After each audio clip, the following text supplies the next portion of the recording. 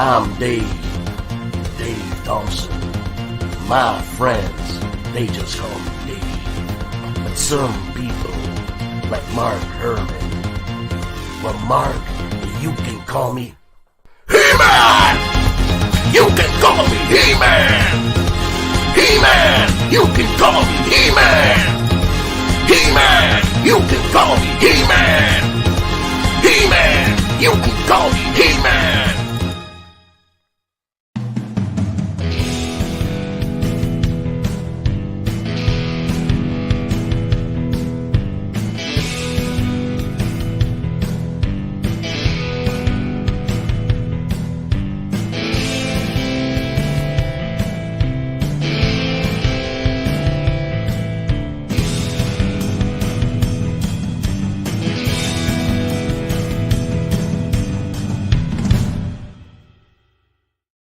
Welcome, everybody, to the show. Joining us tonight is our co-host, coming to you live from the COVID-blasted mushroom wilderness of Quebec, Dan the Dancing Man. Good morning. Joining us also is David Thompson, joining us from the basement in Ohio, which is... How are you, Dave? There's only less mushrooms in it. I am good. I'm good. How are you guys? We're doing good. I'm doing great. Dan, not so much. Dan has the COVID, so... Yeah, man. So you know what? I got something to say. Oh, do tell. David Thompson's name is all over the goddamn place. Everywhere I turn around, I go to my restaurant and go pee, and I see David Thompson. Check out his game. Something. What the hell, Dave? Congratulations. That's me. I wrote it on the bathroom wall at the restaurant. It couldn't happen to a nicer guy. Seriously, congratulations. All you deserve absolutely everything. Yeah, Charles S. Roberts Awards nominee again, David Thompson. Bloody hell. That's awesome. We'll be free to talk about that very soon. I'm telling people, yes, I'm about to announce that we will have an announcement about the announcement. That's awesome. That's awesome. So we there's no way we're talking about anything CSR tonight. Is that right, Artie? That is correct. We're not allowed to. We are under a strict embargo on CSR talk this evening. So now I know how you feel, David. Now I know how you feel, man. Hey, so okay. The topic tonight, I put Festivus, so I mean, we're just gonna ramble. But did you? That's different from normal. Yeah, I know. Yeah. Did you have a this is gonna be interesting. Yeah, we're going off the rails here tonight, folks. Well, David, you just emailed me and you said, "Hey, you're doing a postcard game." Mm-hmm. Yeah. Are you guys tracking on Michael Hissycat? Do you know him? Yes. Yeah, so Hissycat Studios, I forget. I think he's doing it on Substack or something like that. He has got a postcard game design contest, and obviously David is going to win that award. But I am happy to not be in charge of that award, so it's all good. so I saw his announcement on Twitter because he had been, I don't know, a couple of weeks ago he started talking about it, and I was like, oh, that sounds really cool. And I saw people starting to chat about it. And I've never done anything like that, right? I've never done like a micro game or a postcard game or anything like that. And I started thinking, oh, this sounds pretty cool. And I reached out to Niels Johansson, who I've worked with some of the past. And I said, hey, I knew that Niels was interested in collaborating because I think that it's not a competition. It's a design jam. But I think that somehow or other, Niels signed up to help at least one of the people after the jam is over kind of redo the graphics for their game. And so I knew that Niels was tracking on it. So I reached out and said, hey, I've never done anything like this before. Do you want to collaborate? I'll have a little bit of time over the holidays. And he said, yeah. So we've been working for the last about a week or so on a postcard game together. So it's cool. It's not, like I said, it's not like something I've ever done before. So is it like an interesting, because I think a postcard game is interesting in like a design challenge standpoint. I mean, are you finding that that's true, that living with the constraints? Because I know that they're waffling on the size, that, well, what size postcard? for a while. I mean, are you finding that constraint to be an interesting design constraint, and how is it impacting your ability to do this? Yeah, so that's a good question. So this is the awesome thing about working with somebody as talented as Neil. So yeah, for sure. Obviously, the physical postcard itself is the design constraint. I think the competition allows for, I mean, obviously I've got to get the map on one side, the rules on the other, and then you can use like common pieces or whatever you want to do. But I want to be as minimalist as possible, even with the extra pieces. And when I reached out to Nils, I think this is true. I said, I don't really care what we do it on. We can do it on whatever, blah, blah, blah. And Nils had, I think, had already had some thoughts and had already sketched out like a map that was for a market garden game. So the game we're working on is for market garden. And it's not like anything I would have ever, like if it was me, I'm just not a very innovative guy. So it would be like point to point or, you know, hexes or something like that, right? It was something. And Niels had this awesome, like it's essentially an area map, but it's so abstract that it's not immediately evident, right?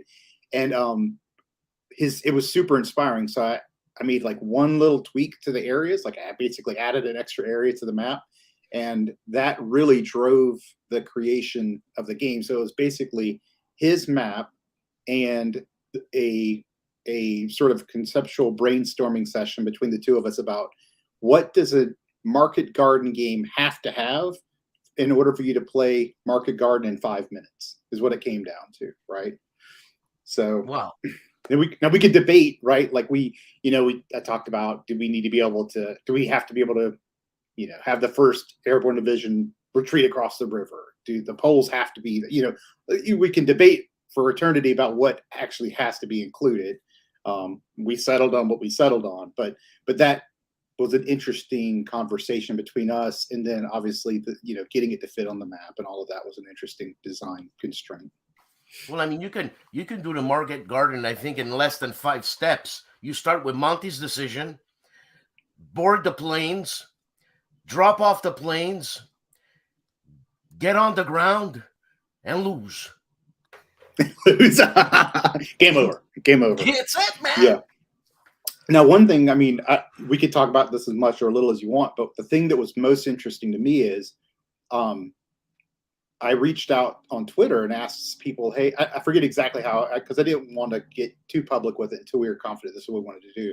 But I said, hey, I have a very small little project I need some coding help with. And a couple of people responded. And one of the people that responded, Michael Tiller, has been helping us with, so he's basically coded the entire game. And so what that's allowed us to do is, I wanted to say, you know, what's the impact of the 1st Airborne Division? What if they had not been scattered, or, you know, what, all of these sort of variables, so that we can see in real time, if we change one variable in the way we've designed the game, what's the actual likelihood of, you know, of success being in this case rated by the 30 Corps reaching Arnhem, right? And so he's coded the entire thing now, so we have deep insight at the level the game is designed at into every one of those variables. So does a player pick a, you know, as sort of an attack heavy strategy, or do they go on the defensive? All these types of things are coded there. It's not something I've ever done before or been involved with, because I didn't do it. Been involved with before, but it's been super eye-opening. And I probably will try to work with Michael when this is all done to do like a quick, like maybe 1-page white paper on some things about the process of designing the game, coding the game, being able to look at the results of the code to see things like, and this was when it really hit home to me, the way the code is designed. There's a couple of like major strategies. One of the strategies is, you know, if you're going on the attack to take control of an area, versus we're going on the attack to take control of the area, but only if we have advantage over our adversary, right? Something as simple as that. And seeing the sort of impact that has on the win-loss. And also, yes, you might be more likely to win, but you're also much, much more likely to lose because you don't have enough time, because you act too conservatively, right? So just those types of insights came out of this process. Folks, this enchanting postcard game will be coming to you very soon in the convenient size of 4 by 17 feet.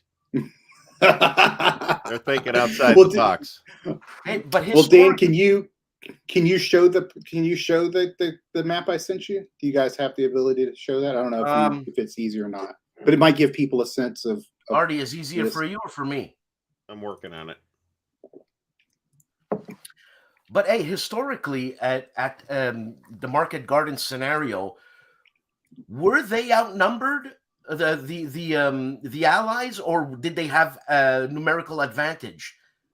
Well, it depends on the area at the time, right? Like I think that you know, the 101st and the 82nd, like they were eventually going to, they were going to be successful. I think it's what could it have played out differently if things resolved differently for the 1st Airborne Division, right? What wasn't like the no, I'm not a Market Garden expert by any means, right? So everything that I'm telling you is sort of like big hand, small map, generalization stuff, right? But the cool thing is, let's say that we all sat around and we debated the importance of, you know, the 101st, if they held the bridge longer or whatever, right? So that the Germans couldn't reinforce, et cetera, et cetera. We can simulate the impact of some of that in the game, right? At an extremely abstract level, extremely high level. But wasn't there like 7,500 gross Deutschland divisions just happen to be there that intelligence didn't pick up on? I think now we're going to quickly get off beyond my expertise here. I think it was two Panzer divisions, an SS Panzer division, two SS recuperating in Arnhem. Right. That it's 2 full divisions, but it's a whole division and some other guys. And it ends up being two divisions. And what the hell were they doing there? Vacationing? Yes, basically. Holy cow! What a disaster! Well, that's why they called it a magnificent disaster. That is the name, I believe, of a book about Operation Market Garden. And I think we've all seen the movie, right? So yeah, and I think I want to see it again tonight, man. Yeah. So this is very, very, very similar to, it's sort of like the sort of structure of the map and stuff that Niels had originally sent me. And then after that, it was a matter of coming up with some systems to use dice to represent units, and so we can have the unit strength baked into the unit itself, and things that allowed us to just have a handful of components. Because the only thing that you've got, you can see in the lower left, the counters that you'll cut out, right? So there's 6 counters, and then the game requires 8 dice, and that's it. So trying to keep it as minimalistic as possible. Now, is this giving you, David, any idea on the continuation of the Undaunted series? Yeah, hide me. I'm working on it. Give me a second here. There you go. You know what I'm saying? You're always hiding me. Like you no, I mean, this is. Go ahead. No, go ahead, David. No, I mean, it's just something completely different than that, right? Like this, this is just. In terms of Undaunted, right? Like this is just like a little aside to do something I've never done before, right? For fun and work with Niels. I will work with Niels on anything at any time because he's just brilliant in my opinion. So when does the Vassal module come out? You know what? I probably am the single most ignorant war gamer person when it comes to Vassal. I've tried multiple times to use it. I just can't use it. I give up, man. I'm just not capable. So as soon as somebody wants to make the Vassal module, go for it. Excuse me. Well, this would be the game to do it because there's 6 pieces. So, exactly. Yeah. Maybe even I could struggle through this one, as opposed to having to do it for 1,000 counters or something like that, which is what I stupidly stepped into the first time I tried to do one. It's like, this was dumb. I got a couple hundred counters done and was like, yep, fuck it, I'm done. Now, when you do a game like this, David, how simple do you have to make it for it not to be stupid? Well, it depends on what you're trying to do. Here I talked about the fact that we wanted to play super fast and we want I mean, it's designed for players to like say this is stupid, right? Because this is Market Garden is much more complex. You can't distill it down to this. Well, I mean, like I said at the very beginning, at least for us, it was like, what absolutely has to be there? What's the absolute bare minimum? And I mean, no one's ever going to agree on that, but that's what we wanted to be able to do, is convey our argument about what Market Garden was, right? And so is it a deep game? No. Is there a ton of player agency? Not really, but I'm not sure that that's super important for this, right? I don't think like getting it out there. Yeah, it's getting it out there and having the player go through the motions of saying, Jesus Christ, it was really hard for 30 core to make it to Arnhem for all these reasons, right? Mm-hmm. On a timetable, no less. Exactly. Yeah. And who is this for, David? Is it for sale? Is it part of a? No, this is all. I don't know. So I haven't really even talked to Michael about it. I don't even think he doesn't even know that we're working on it. So we just that you guys are the first ones we've told, other than obviously Michael Tiller, who helped us on the code. So this is, I would say, first and foremost, is for us, right? It's for me and Niels to have fun and play around with something. But the design jam itself it's free, right? So we'll go and we'll post it. Hitsycat set up a what is it, itch.io? I don't know. I think it's itch.io. I forget. I haven't looked at it. Yeah. So it's something like that or Substack. I think it's itch.io actually. Yeah. I think it's an itch.io page. And so once we upload it, anybody can go on and download it, play it for free. And I think his idea is to print out like 100 copies of each game and give them out for free at like conventions and stuff like that. And who is this on the Osprey side of the world? No, this has nothing to do with Osprey. This is all Hitsycat. So he's a war game YouTuber. Mm-hmm. Oh, I see. Okay. So that's an interesting idea. This is just his own initiative, right? The little design jam. Anybody can make a game. He'll host them. He prints them off. He gives them away for free. It's just all like a little fun, free thing. That's an interesting idea, actually, because there's like a free comic book day and a free. I think that came first, and then there's a free RPG day where sponsors, so and so game place might to say, or a publisher. Let me be clear about that. Says, hey, we'll give away a free adventure or something like that, and it'll go out to game stores and get handed out on that day. And there's been some like real goodies in that bunch too. It's not just all junk. So that kind of thing is potentially pretty interesting. The some of the bigger publishers back in the 70s would do that, right? SPI did that. They had a very small free giveaway game. GDW did that. I believe Battle for Moscow was originally free as well, and now it goes for a pile of money. So I'm all for that, right? The cost of entry, and this is really more about the economic conditions in which we exist than it is about any particular publisher being filthy capitalists. The entry price can be a little steep on a lot of these games, right? Let's face it. When it costs $80 for a game, and then there's potentially an intimidation factor there too, where it's like, oh, but it's got a 52-page rule book. And I'm not going out of my way here to point out the cheap or the heavy or expensive examples, right?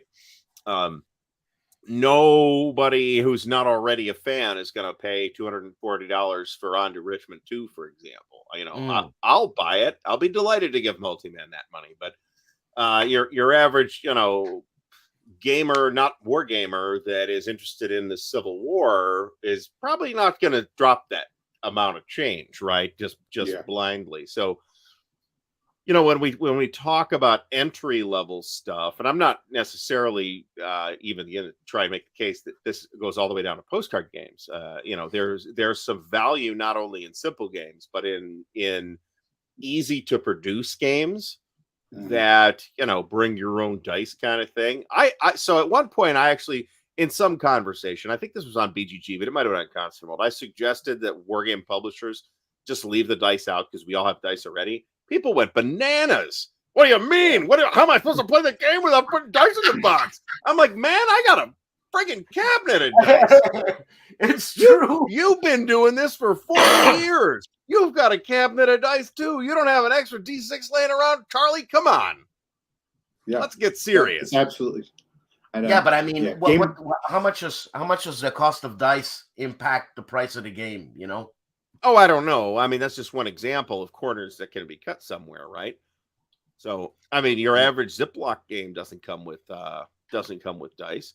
Your average RPG hasn't come with dice for decades. You bring your own dice. That's Even right. the games that require special dice don't come with dice. That's right. That's right. Which is annoying. But man, if it's just regular dice, hey, whatever, man. I got a whole cabinet here. I wish I could rotate the camera to show you, but then you'd see my junked up room too. So, you know, David, just you mentioning this game and you being excited about that. I forgot what the hell I was gonna say. I don't know, what were you gonna What say? the hell was I gonna say? How involved? How long does it take to create a game like this? So this is something we worked on. I mean, it's been about a week. So, you know, seriously, even that long. But I mean, again, this is like, we're not trying to invent anything, you know. No, cosmic, I understand. Right? This is super straightforward, right? Again, it's mostly, You're not building the relativistic heavy ion collider here, guys. Come on. Right. It's mostly to convey our thoughts on the thing in a very, very minimalist way, right? Like, so it doesn't get much lower hanging fruit than this, right? And oh yes, who was it? William Byrd and Peter Rushton talks about the Against the Odds magazine that I was going to say Rush Limbaugh, Paul Rohrbaugh. They do tons of magazine games. Of course, they do tons of magazine games. It's a magazine. They do tons of postcard games. Yeah, too. and You get like a free Paul postcard Rohrbaugh. game with every order. That's not something I keep up with. And then they give stacks and stacks of them to Clash of Arms, and you get a postcard game or two in every Clash of Arms box as well. You know what? So, which is a nice bonus. It gives you a happy feeling, man. It gives you the warm fuzzies when you get a free extra little game like that. I think it's really cool. Now, are you planning on doing more of these? A series of posts. Deanna's signing you up for an entire series of postcard games now. So I mean, I think Niels and I have enjoyed it. I don't think we would be against the idea. And as a matter of fact, you know, when I sent the file over to you, we had a placeholder name, like a Game Too Far or something. I think what we're going to do is rename it to Battle Card Market Garden, right? Implying that there might be a battle card something else and a battle card something else. So we'll see if we have fun doing it. You know, well, you gotta have fun doing that, because if you don't have fun doing that, forget it, man. Lord knows it ain't about the money. Yes, yeah, that's the point. If we have fun doing it, we'll do it. So we'll see. And you know, it's basically when I go on the bus and take a half an hour ride, you bring something like that with you, man. You know. Yeah. There you go. There you go. Card too far. A postcard too far. There's Doug. Yeah, there's Doug. That's very good. I think you're using that. That's very good. Hey, Dave, can we talk? Can I ask you questions concerning the Undaunted series? Sure. Yeah. And also your Sniper Elite. Who's the publisher of Sniper Elite? Sniper Elite was published by Rebellion Unplugged. Rebellion Unplugged is the newly established board game division of Rebellion. Rebellion video is game company. They're like a movie, video game, TV, blah, blah, blah, comic books. They're a huge media company in the UK, probably best known for their video games, but they do all sorts of stuff. And so what you're saying is you've sold out to the man. You know what's funny about Sniper Elite is when you look on BGG at game categorization, Sniper Elite's categorized. It has enough votes to be categorized as a war game, and it's one of the top ranked war games of the year. And I just pray to God, I can't wait for Artie, because even I'm like, this is stupid. This is ridiculous. It is a World War II Yeah, so I'm just waiting on it to be up for some award like the Golden Geeks or something, so Artie can lose his mind about Sniper Elite being up for a war game. To be completely honest, I have no bandwidth for the Golden Geeks at all. So you don't have to worry about that. They give out awards to whatever they want. Hey man, it's the people who vote. What can I tell you? It's what it is, man. And you know it is a popularity contest, right? It is a popularity contest. It's that, and it's crowdsourcing your database, right? Which you know, there's a lot of slack in that database, frankly, but it's also super valuable. So it's got its upsides and downsides. As long as you don't consider that like the definitive piece of information. For something important, right? If I'm running a stream and I want the complete list of Avalon Hill games, well, guess what? I had to go outside and find one that wasn't on their list, right? And it was their first game, and it was accurate as such. But you know, you got to recognize the limitations of their data set and the way they're presenting it, and the means by which the information moves into that data set. So, yeah. I don't know what's going on with this person, but I just blocked out you go. I just blocked him. I've been playing a little bit more war games, but since I've had COVID and since my son-in-law went back to school and work, whatever, we haven't had time. But his game, and I gifted one of his games because Osprey, by mistake, sent me 2 of the Undaunted Normandies, right? Oh yeah. And I tried to send it back, and you know, it didn't work. But anyways, so I gifted it to my son-in-law, and they're him and the old man, they're going crazy over it. Oh, that's cool. They just losing it. And now when he heard Stalingrad was coming out, he heard it before me. And what the hell does he know about anything in gaming and all that? And I was like, how the hell did you know? Why didn't David Thompson tell me? Why isn't Osprey sending me anything? For God's sakes, man. But so Stalingrad's is not out yet, right? It just came out. It just came out in the U.S. On the 13th, so like a week ago. And it's been out in the UK. It's been out in the rest of the world for a few weeks. Osprey must be like freaking out. Osprey's a UK company. Yeah, but they must be flipping out because they didn't have a game section much before you started the Undaunted series, right? It was exactly the same. So I could have this a little bit off, but I first met with them about what would ultimately become Undaunted in 2014 at Spiel in Essen in Germany. Jesus, how long ago? And they were just getting started. They might have published a game or 2 by 2014. Between 2014 and 2019, when it was eventually released, it went through. It was with a different publisher who didn't end up publishing it before the contract expired, and then I went back to Osprey. But yeah, when I originally first met with them, it was 2014. So that gives you an idea of when Osprey stood up their board game division. So, I mean, is this a big division of their company? I don't. So Osprey, the company Osprey that everybody knows from their military books and stuff, is owned by Bloomsbury, and Bloomsbury is huge. So for Bloomsbury, I don't know. I don't know. Yeah, well, I guess we're Dan, you should get the guys from Osprey on, or the folks. You know what? There you go. That's a great idea. Just tell them David Thompson sent you. David, do you have any contacts that I can call some guy and say, hey. So the way that, I could have this a little bit wrong, but basically the way it works is I work with the board game division of the games team. The games team is a bigger group that includes like all their war game skirmish system, their RPGs, all of that. So that's the games part of Osprey, right? And then after that, you've got Osprey, the company, which has their books and all of that, blah, blah, blah. You've seen all their war game stuff. You've seen their books. Like they're not small. No, they're not. They're board game developers, just people that are actively working on the game design, game development, that kind of stuff. I think there's 3 people. But then they've got marketing and that kind of stuff, right? All the ancillary people. Right. But but I interact from like a game design and development perspective. I interact with 3 people. So give you a scope, a size of like scope for them, right? So I mean, this a lot of these 114 items are like scenario books for bolt action. Yes, yeah, that's not.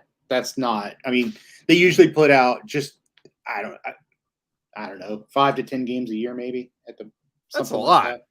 No. That is that's more than Multiman produces, for example. But they're doing. I mean, they're doing all sorts of games too, right? They do. They don't do. They do all sorts. They do Euros and all that kind of stuff. You're talking about Osprey. Osprey, yeah, not Multiman. They're not so big on the Euros. You show up at Winter Offensive with a Euro, you're likely to get a lynch. I'm gonna pitch them a worker placement game to Multi. Yes. Well, they're gonna listen. They're gonna listen. Harry will love that. You should. Have they gotten back to you? Have they say, did a bonus check come in and say, keep doing good work there, JB, keep doing good work? No. The thank you note arrives in the form of a check with an autograph on it. So bloody hell, man. Because you seem to have, in my mind, I'm assuming this in my romantic thinking, you seem to have kicked off their bloody game division, for God's sake. And maybe we could credit David for that. And I'm not saying we shouldn't, but I do find it interesting that Osprey has had such a big impact in just the relatively short amount of time, 6 or 8 years, that they've been like an actual game publisher, right? I mean, obviously, their books have been around for basically forever, right? Yeah. And, every wargamer, whether they do miniatures or not, but especially if they do miniatures, has some of those Osprey books sitting around. I've got some, and I'm avowedly allergic to miniatures. Because you buy the book on Austerlitz, and it's a really good book on Austerlitz.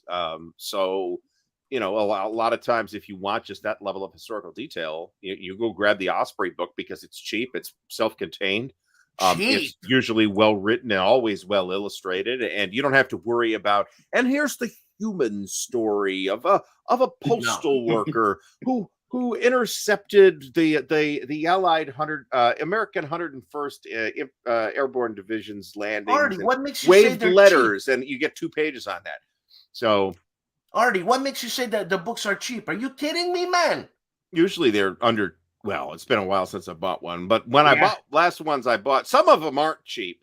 But I mean, they used to be like under $20, which I think. The little small format. That's what I'm talking about. Is the little white spine one? Yeah, the little white ones. Yeah, I wanted something on the Bersaglieri of Caserta, this and that, and for some reason they had it. But they just made it more expensive. Way over $30, man, for a little thing like that. I will say this. Go ahead, because I'm looking at something here. So I will say this. So they're amazing to work with. Like their games division, the people I've worked with are unbelievable. They're by far the most like professional, and I don't mean that. I'm not disparaging any other publisher I work with. They just work like an actual company, not like a small mom and pop like most game publishers do, right? Or a small family business. They work because of being owned by Bloomsbury. I think it forces them. So like when we meet, we'll be like, I've got, so Undaunted Stalingrad just came out, right? So the next two Undaunteds are already completed, right? The designs are done. So 2023 and 2024 have already been completed, and we're starting on 2025. And that gives you a sense of like their level of professionalism, their scheduling, the way they treat art. Like the way they treat art is amazing, because they really do allocate a significant art budget, and so all of that, the production's fantastic. Yeah. So they're great to work with for sure. Yeah, I guess it's a machine. Seriously, they got to work it that way, man. Yeah. So David, what's your favorite color? $25. That's still not that bad. That's 25 US. That is 25 US. That's at least $475. Jesus Christ, man. You guys are killing me, man. Hey, don't blame us for this, man. They're a UK company. This is not our fault. What can so I they say? shaft the states, and then the states Everybody sticks it to the Canadians, Dan. You're aware of that, especially what the the hell British. did we do to you guys? The British were we had nothing to do with it. That's just the exchange rate. Yeah, the British, on the other hand, are doing it on purpose. They're always happy to die to the last Canadian. Isn't that right? I know what we did to you guys. Burn the White House down. No, we beat you. You never won against us. Well, that's debatable, but Shut up, it ain't. I mean, I remember that time we seized Montreal, so there was You that didn't one see time. squat. You thought I don't know what to say. See, he's speechless. That's new and different. So, David, man. So 2025. Okay, you got me thinking here. So there's other series coming out in Undaunted. Pray tell. Can you tell us? I'm going to talk about Battle of Britain because that's been announced. oh, that sounds interesting. Oh, hold on. We know that. Yeah, that's been announced. Yeah. So we did that comes out in the spring. I mean, I can't talk about much, but obviously it's Battle of Britain, so it's all aerial combat. Oh, I was thinking it was another ground game where you play civilians on the ground, dragging people out of rubble. I mean, I think you could get a euro out of that. That's a different one. Yeah, that's a different. That's totally questionable, but so the challenge there was, because here's the deal, right? So this is the 5th volume of Undaunted. I'm not really interested in just slapping on a different theme of Undaunted and pushing it out. I wanted to be different because we're going to work on it for a long time. So I wanted to be interesting for us from a design challenge perspective. So every game has done something pretty different, right? So that you had the first one to come out, then you had North Africa, which was super asymmetric and introduced vehicles and different scale. And then you had the expansion, which introduced solo play and team play. Then you had Stalingrad, which is all about this persistent legacy campaign thing. And so we were like, okay, well, let's just get radically different, right? So we'll take a game designed to do this sort of like platoon level tactical combat and make it aerial combat, which then it becomes like, well, yeah, that's super different. But what is the non-negotiable DNA of Undaunted so that it still is the same core engine, but you can actually simulate aerial combat? So the deck building has not really changed, right? That part of the game. But we did have to change some significant things, right? So instead of having the offset squares that kind of simulate hexes, we had to actually go to hexes because we wanted to have facing, right? So those kinds of things are different in the game. Have you ever, and I'm thinking here, have you ever thought about connecting them in some way, in some campaign way? So, I mean, yeah, the thing is, like, okay, so North Africa, like I said, has a different scale, right? So for people that haven't played, aren't familiar with it, Normandy, Stalingrad, those are like a small group of guys, maybe like a fire team or something like that on a counter, right? But all of them are missing the tops of their heads. all the heads are all cut off. Oh my God, the internet rage. Leading to rage. Yeah. The internet rage. And refunds. Let's not forget about the guy that demanded the refund. Oh my God. Because the tops of his counters were cut off. So yeah, so in that case, like every counter is a group of guys and every individual card is a different person. In North Africa, every counter is an individual person made up of multiple cards. And so you can't mix those because they're different scales. You could technically, there's nothing that stopping you from playing like vanilla, like Undaunted Normandy with the very first scenario of Stalingrad, right? Because those would be interchangeable. But the problem is the way that Stalingrad works is at the very end of the first scenario, people are dying and they're dead. They're gone for the rest of the campaign, right? Or people getting upgraded. So immediately out of the gate, Stalingrad is doing things with your deck for the rest of the entire campaign. So up to 15 scenarios that Normandy can't support, right? So if you wanted to just say, hey, I want to take some Soviets or some Germans in the very first scenario of Stalingrad and fight them against Germans or Americans from Normandy, you could technically do that. It's not going to be radically different than just proxying a different force in the other, playing with Normandy or whatever. But as far as like stringing them all together, I would rather concentrate on each game. Like let's make Stalingrad feel like Stalingrad. Yeah. Rather than like all these games need to be somehow modularly. No, I understand. No, but I mean, there's got to be like just in terms of continuity. Like you can start with, I don't know, Stalingrad and I'll start with North Africa and Stalingrad at the same time, I guess. Is it at the same time, 41, 42? Yeah, two fronts open, right? There are two fronts open at that time. Yeah. At that time, those two fronts. So there was the Mediterranean and there was the Russian, the East, whatever. Front. Yeah. Correct me if I'm wrong, please. No, you could do that. I mean, you could play them. You could play them concurrent, right? Now the problem there is that because of the scale, they play slightly different, right? So you'd be switching back. But I mean, certainly they're close enough that you wouldn't have any problem flip flopping. Oh, that's something else I want to ask you, Dave. I'm glad I remembered. Your strange little battle series thingies. So you started off with what was it? The first one was Castle Litter.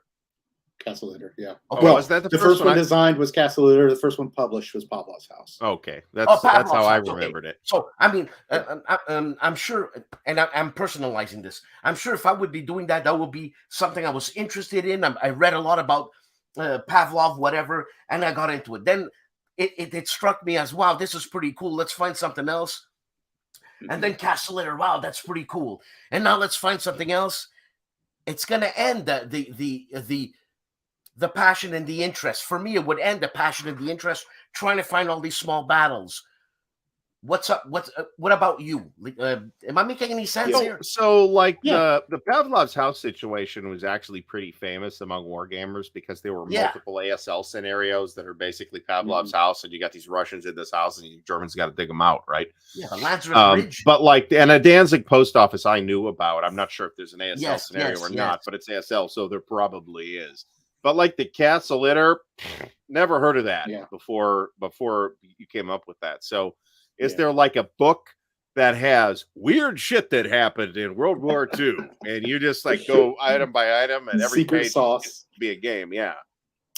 I mean, so there's a couple of different things happening there concurrent. So there's a long list of those, right? There's the story of the Finnish lighthouse that the Soviets attack and they defend it, which would make for a great game in the series. It's not that the history would ever get boring to me, right? But that's always going to be interesting. Are you still impassioned by that? So, yeah, I think the passion for like the crazy last stand stories has not diminished. What I can't do is let's say I'm reading about like the Finnish lighthouse thing, right? If the historical situation doesn't prompt me to have to come up with some new solution or game design to make it different than all the games that have come before in the series, then there's nothing for me there as a game designer, right? Like I don't need to. I'm not interested in like slapping on new paint to Lancer. I understand. So that's the real challenge. It's not the history. The history I can't imagine the history won't be interesting. It's, do I need to make this game from a game design perspective? And I'm just thinking World War II, for God's sakes. I'm not even thinking the rest of history. Oh, the rest, Now I've talked about this before. I mean, the challenge there is I like them to be skirmish level games. I like each individual counter is a real person, a real life person that I can research. So I've mentioned this before. World War II is a sweet spot, not because I like World War II, which I do, but because it's recent enough that I've got all the history I need to find out about those individual people, but it's not so recent. I don't do modern games for multiple reasons, but I just don't do that. It's not my thing. So you can't go a whole lot back further than World War II and get down to the skirmish level with real, actual, people. But I mean, just in World War II, my God. There's no end. Yeah. Well, like, would the guns of Navarone be something like that? Sure. Yeah. Wicked. Yeah, you could do it. What about when the Fallschirmjäger went to rescue that idiot Mussolini? What was that called? Yeah. I wouldn't want to do a game on that. I'm not designing the game on it, but it's it is an interesting situation, but it'd be a difficult topic to make without seeming distasteful. Yeah, frankly, right. Because you're rescuing fucking Mussolini. Okay, exactly. So there's just no way. I want to win this game. Right. There's no lift. Well, unless you're like the prison guards fighting off Skorzeny and his commandos, that might be intriguing. But not up for that. So, but that actually sparked an interesting idea. Are you contemplating or maybe even working on Undaunted series games outside of World War II? So I like Osprey will skin me alive if I ever talk about anything that hasn't been announced. So I can't talk about that. I will say that lots of people have asked about non-World War II Undaunted, and that's coming from all spectrums. So that is war gamers who would like it to be adapted to other historical wargaming periods, and then there's a huge and this is I've been super blessed that when you have outlets like Shut Up and Sit Down covering Undaunted, glowing, hundreds glowingly, incredible. So what that does, though, that's awesome, right? That's fantastic. And what it does, that's amazing, is it introduces non-war gamers to war games, right? Because Undaunted is a great on-ramp to, some people don't even call Undaunted a war game. I don't really care, but it certainly serves as an on-ramp. Now, what that means, though, is that Undaunted gets exposed to a lot of non-war gamers who would look at the game, say, oh, it's getting good reviews. I like the idea of the deck building. I'm not against combat necessarily, but I don't want to play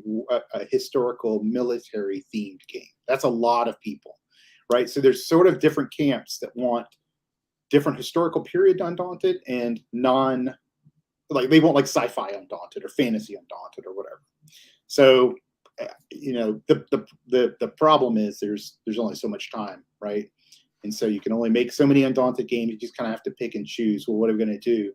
And like I said before, for us, since this is not our job, right? We're doing it for the fun. It's like, well, what is the most interesting for us from a design perspective to investigate? Now, what would happen, man?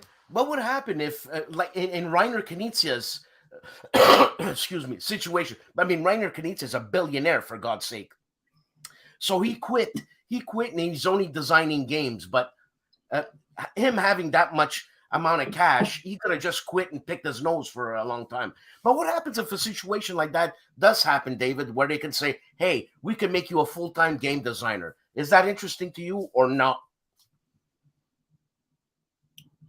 I don't know. I don't know the answer to that. I mean, if I could do it full-time, so I'm super fiscally conservative. What I mean by that is like I have to have health insurance and I have to have a stable income for my family. Yeah, they're going to give you all this. They're giving you everything you want. It's hard. I mean, realistically, you say that, but realistically, they're in the UK. They got socialism and everything. But I mean, when you're a game designer, you live on royalties, right? And so you don't ever know that those royalties are going to keep. There's no guarantees, right? You're not a staff designer. You don't have a paycheck and a stable paycheck. And so because of that, that's one reason. And the other reason is I'm not sure I want to do it as a job, right? Like, right. That's what I was asking. That's what I was asking. Yeah. A lot of people I've known folks not from the design side, but folks who said, whose lifelong dream is to open a game store. And then they open a game store and they run that game store for 5 or 10 years and they end up being totally miserable individuals that hate everybody and are super burned out and don't play stuff that they like because they have to run stuff for their store, right?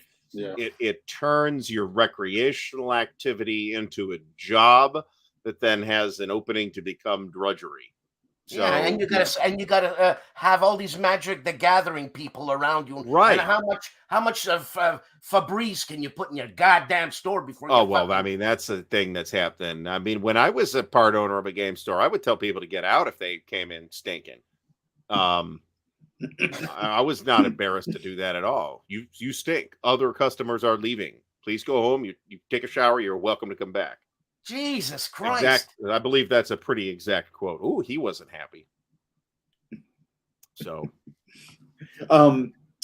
One time, one kid came up to the counter and said, and this, you know, this is in the heyday of Magic. This is like legit, right? And I'm an employee at this store. This wasn't the one I was a partner of, but my boss is standing right next to me, filling the counter with Magic cards or something like that.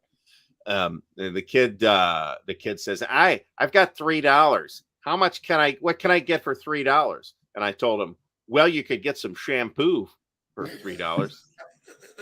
And the kid looks at me and walks away. And the boss turns to me, I can't believe you said that to that kid. I'm like, what, did you see him? I mean, he could use the shampoo more than he needs more Magic cards. Well, was he homeless? I don't know. He was just some kid buying Magic cards. I mean, he clearly wasn't homeless. $3. I'll get out of here, kid. So, before I was a way bigger dick at age 20 than I am now. Let me put it that way. That's not something I'd say to somebody now. Wow, my wife used to say the same to me, but I got older. Well, she could just take you back out in the back and hose you off, though. So that's a completely different dynamic. Yeah, but I don't want to talk about my sex life.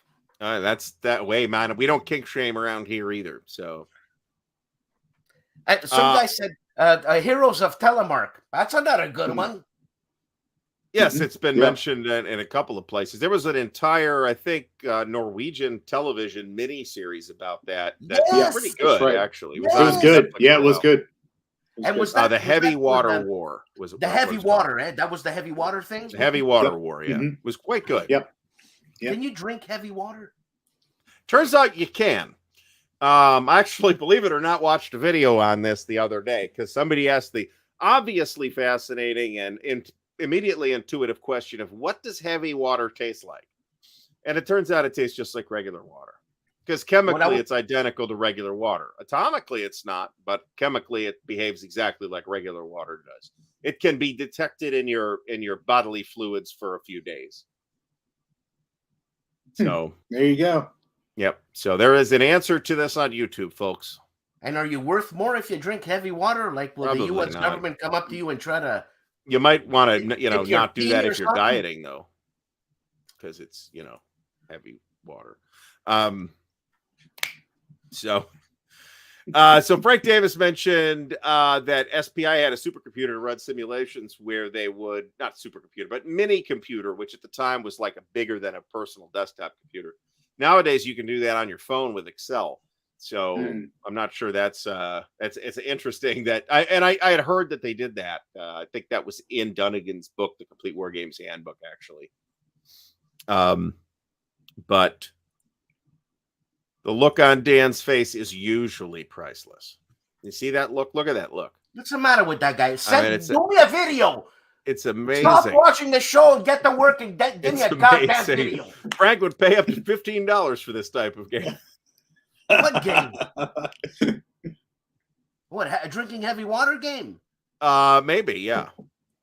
You cannot taste the extra neutrons. And neutrons, it turns out, are completely flavorless. The trouble is that heavy water is a little bit radioactive because of that. So, that's how they can detect it in your body. Yeah, but so it's like the barium drink that they give you before you have medical tests too. So, but that's cool at parties having heavy water because then when you it's less popular than inhaling the helium. But yeah, it's going to pick up any time. Outside, your pee is fluorescent. Only physics department parties is drinking the heavy water a fun activity that people. Man. Maybe chemistry too. I don't know. So let's have an actual question. How did you feel about the process of making Stalingrad so much bigger than the previous games? Because I know it is in a HEXES-sized box. A HEXES? It's big. It's big. It's big. Massive. It's and shiny. Let's not forget shiny. Oh, it's way bigger than reinforcements. Yeah. Holy cow! Well, the other games are kind of small, though. I mean, they're not giant. They're not small. Hey, but this reinforcement box is pretty thick. I mean, that's pretty big. Yeah, but it's smaller than just over letter size, which is a standard bookshelf box. So what about? I'd love to find out about the history of just boxes that war games get published in. Actually, what made Avalon Hill go for the bookcase box for example? I was going to say, David, speak to those marketing guys. What about shelf continuity look? Now it's all fucked up. Well. it's got to fit in the box. So I mean, the thing about Stalingrad, I mentioned this, I mentioned this before, is so this is what's interesting. I mentioned this before when I was talking about Osprey working like a final machine in their schedule. Most people don't know this. No reason for them to. We designed Normandy. They signed it, and they also immediately signed North Africa. So Normandy was already not even out yet, and we had already finished the design for North Africa. So they didn't know if it was going to sell, but I guess they believed in it. So we were actually working on reinforcements by the time that Normandy came out. We were working on the third game. We were working on the third game. I went back and looked at this because I recently wrote a design diary on Stalingrad. We started having conversations about what would ultimately become Stalingrad about the same time we were working on reinforcements, right? So this is dating back at this point like 4 or 5 years ago.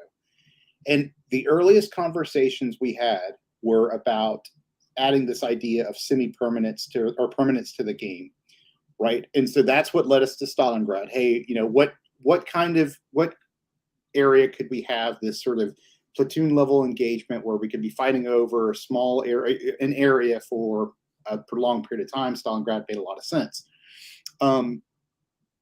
That was kind of when I say that, I mean me and Trevor, right? The designers of the game. That was our going in process. Osprey said, hey, we love that idea. Let's make it a legacy game. Now, when they said legacy, what they meant, remember at the time now, this is about 4 or 5 years ago, everybody and their mother was making destructive legacy games. Destructive legacy. You rip pieces apart.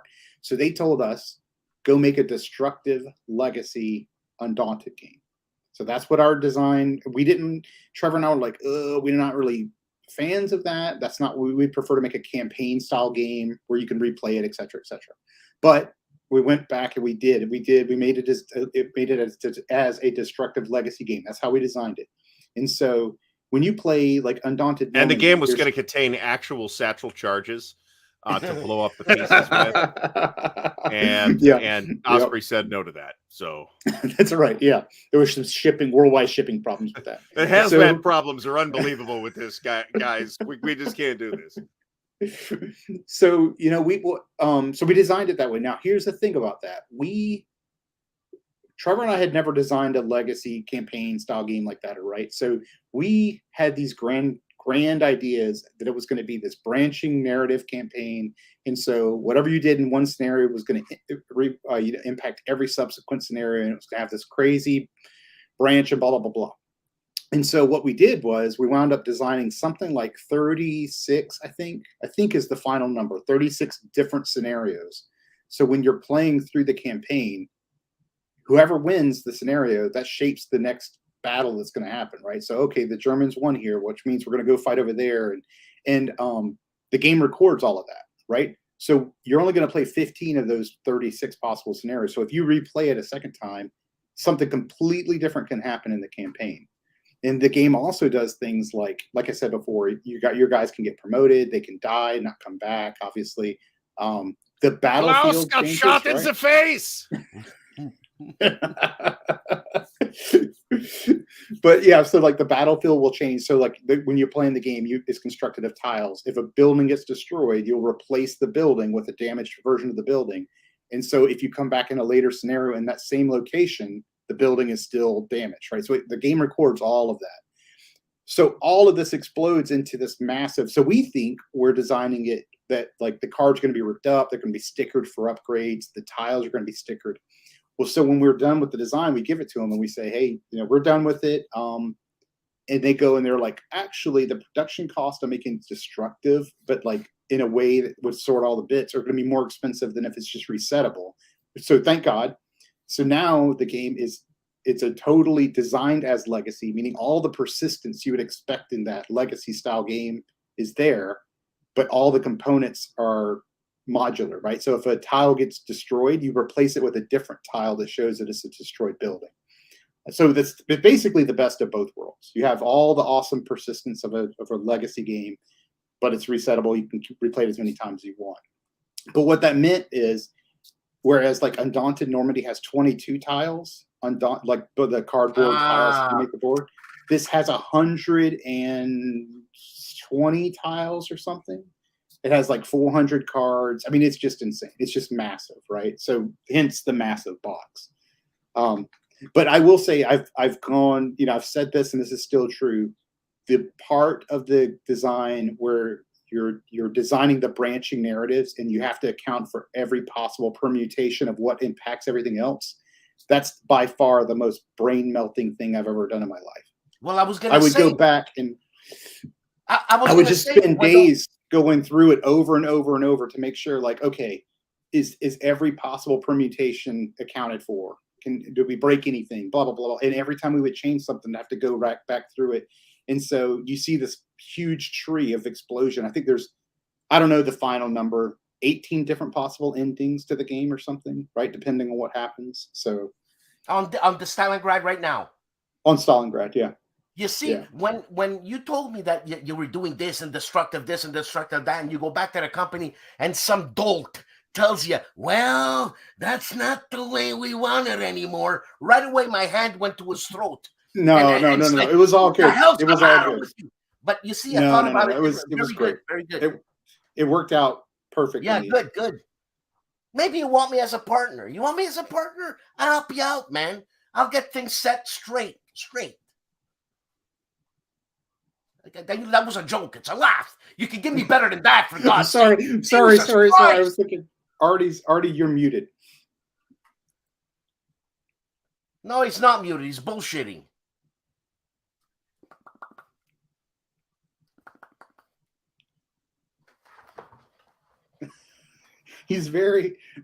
You're muted, Artie. You're muted. For Pete's sake. Anyway. What's the matter with you? So this I want to close with this question. This hits me right in the feels here because I want to know how David manages, what time management tools and techniques David uses to manage to do all these different things, because I could use some of that juice, I could tell you. So every morning I wake up about 4. That'll help. Yeah. From 4 Hold on. to... Hold on. Scratch that one off the list. No, so seriously, I wake up about 4:30 every morning, and I work on game design stuff until I go to work. I'll run. Sometimes I'll jog before I go to work, but regardless, I wake up, work on game design stuff, and I do it every day, Monday through every day, 7 days a week. I don't, and the reason I do that is this is really important, and I'm not joking about this.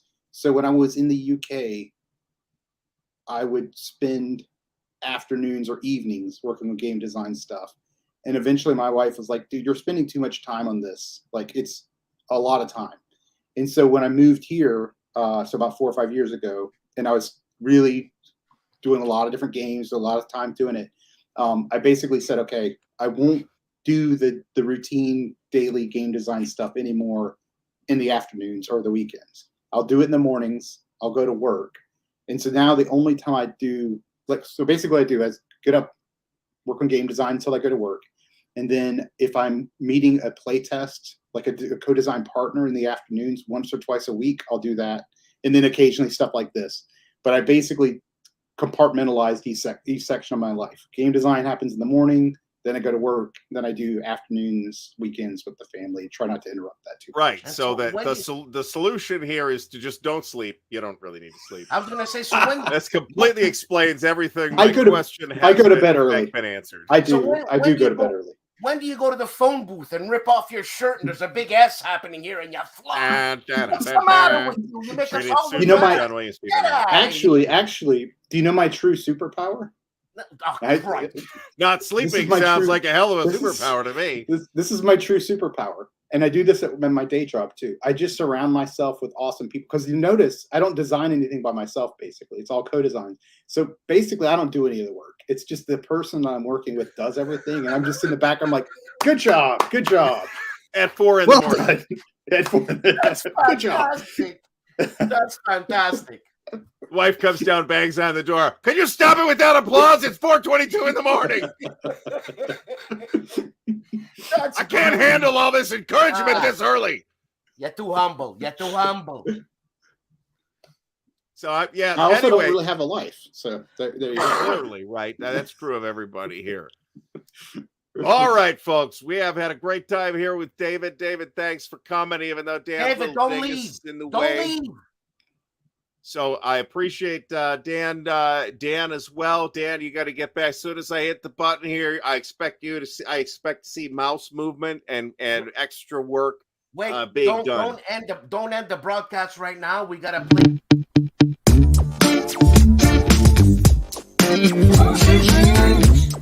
Big moves. Big win. The moose is loose. Big moves. Big win. The moose is loose. Big moves. Big win. The moose is loose. Big. Big. Big.